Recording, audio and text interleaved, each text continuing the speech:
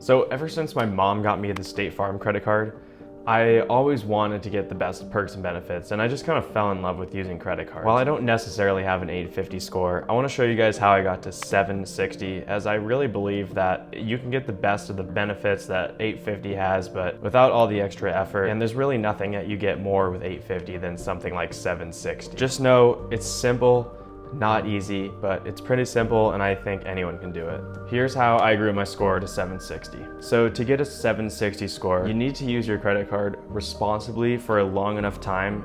It'll naturally just grow that high. To be responsible with a credit card, you need to pay it off in full every month. And to do this, you can set up auto pay, have some sort of system where you make sure that you pay it off in full every month, maybe a calendar reminder. For me, I just set up auto pay and I check the app occasionally, every once a week or so, just to make sure that I'm not spending too much. So buy everything on your credit card, whether it's food, gas, anything that you normally buy, make sure you have enough cash to pay it off. I like to keep enough cash on hand in my bank account. I have like $1,000 in there.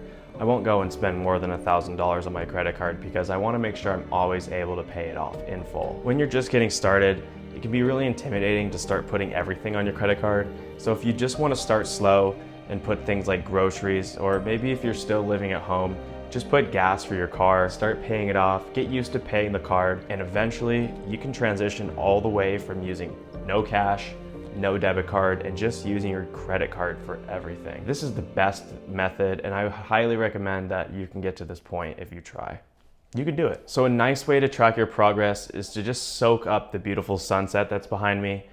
And then after you're done doing that, check the score on your app. They'll just provide your score for free. And this is a valid score because they get it from one of the 3 credit bureaus, whether it's TransUnion, Experian, or Equifax, so it is a valid score and you can go off of that. At this point, you might start to see your score and it might be in the 600s. For me, I started out in the 650s and this was pretty discouraging as I realized there's a lot of progress to be made if I want to get all the way up to 850. When you first start out, you're going to grow a ton and this is going to be really exciting. You'll see that growth. Sooner or later, you're going to be up over 700 if you keep using it responsibly. One of the most common mistakes I see with new users is that they'll get a credit card, kind of casually dabble in and out of using it, using their debit card for most things. I can understand how from their perspective it might just not seem worth it. In reality, you're just not going to grow your score as quickly and you need to be consistent, showing up every day, just like the gym, something where you got to show up every day. Putting that spend on a credit card will grow it way faster. The only reason I would suggest to not put everything on your card is if you're just getting started, like I said earlier. This would make sense if you had a $500 limit. I wouldn't try to max out your card. Just try your best to use your credit card for everything. So you're going to need 3 things to grow your credit score to 760 or higher. One of them being time. You're just going to have patience here as it's going to take a while. Eventually it will grow. Another thing you're going to need is you're not going to want to miss any payments. You're going to want to make all your payments on time and in full every single month, as this is a crucial way to build your score. And then the last thing you'll need is to keep a low utilization. You want to utilize a low percent of your credit score. You want to keep around 30%. I like to keep it as low as possible to keep it simple. Essentially, this means you need to spend as little as possible on this card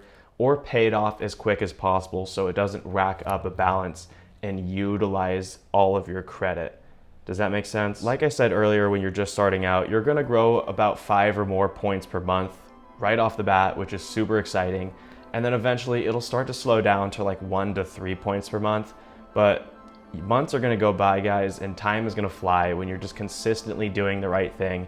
And eventually your score will just keep growing very steadily. Here's my growth chart here. There are some ups and downs from when I applied to cards and made my own mistakes, which I made a video on. For the most part, I did have a steady growth all the way up to 760, and I was at 780 for a little bit until it fell after I applied for like 3 cards in 3 months. To keep a low utilization, just use your card a little bit. I only use 3% of my credit card. I do have $70,000 of credit limit now, but this is with 11 credit cards and a few of them canceled, so that's a lot of cards, guys. I actually started with a $500 credit limit card only like 5 years ago. Eventually you'll just keep growing.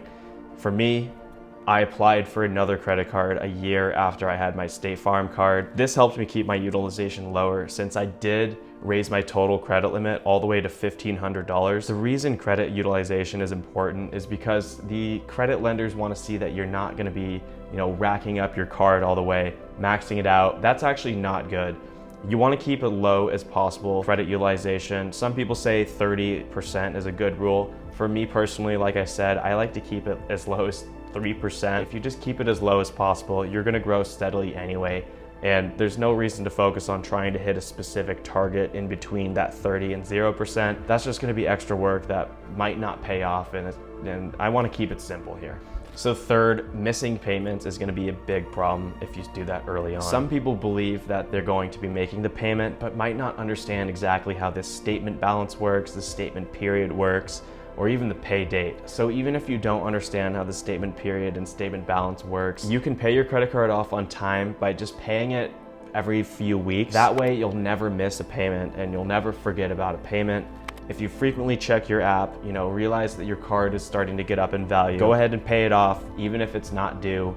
That way, that counts as a payment if you pay it off in full, and you're not going to be having anything go over to the statement, and that will never cause interest payments or anything like that. I always can pay my credit card off on time by this strategy. If I do forget to pay my credit card off, I have auto pay that'll automatically trigger, which I would highly recommend setting up.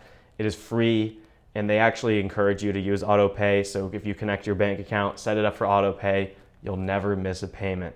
And that will absolutely help your credit grow to 760 or higher, definitely higher. I know this is a lot, and I want to show you guys an easy way to get started. For me, I would highly recommend going with the Discover It card. There's multiple versions of this card depending on what your situation in life is.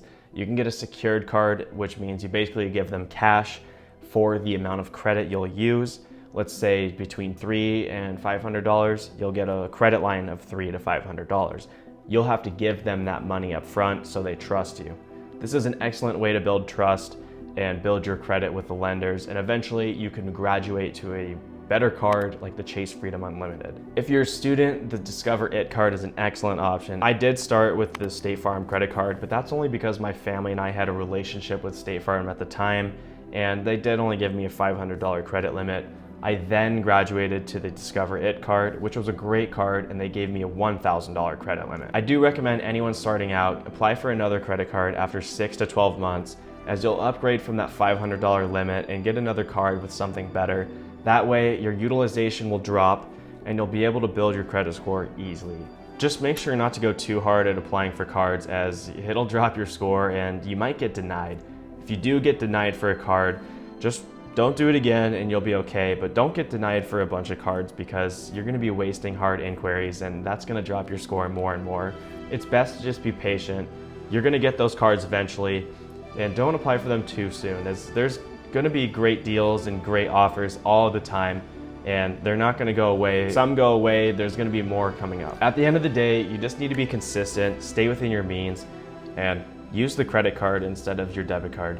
I know it's tempting to not use your credit card. I can understand how it's really scary, and there's a lot of stuff going on with credit cards, especially with the way people talk about them in today's world. So credit cards usually don't ruin people's lives, and I know there's a lot of debt and a lot of stuff like that out there. You're gonna need to build a credit score to get a low rate on a house loan or a low rate on a car loan. Even if you're renting, they do run your credit to make sure that you're worthy of renting to, since that is kind of like a loan. You're signing up to pay 12 months of rent. They want to make sure you can pay it back. So having a good credit score is a way for landlords to check to make sure you can do this. Another thing I want to say before I go is credit cards are super important, and yes, they do come in handy for many situations.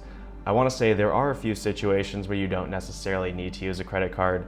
Like if you're at a small business and they give you a discount for paying in cash, I would totally recommend supporting the business with cash, as this is a great way to keep your local small businesses going. They're not going to have to pay these interchange fees, which the card lenders are getting every time you use their card. $750 will get you the best rates, just as well as $850 would.